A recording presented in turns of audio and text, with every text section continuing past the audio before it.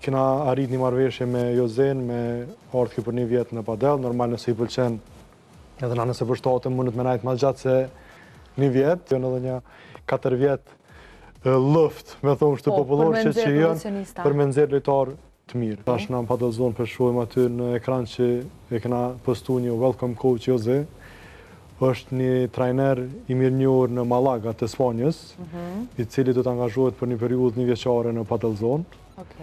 Edhe na po lujna padel, po halo se kena naj super instruktor, me thonë se trajner, që din me na kallëzu ketë taktika, teknika, qysh me lujt padel. Edhe na kena arrit një marrëveshje me Jozen, me ardhë për një vjetë në padel. Normal nëse i pëlqen, edhe na nëse përshtatëm mundet me najtë ma gjatë se një vjetë.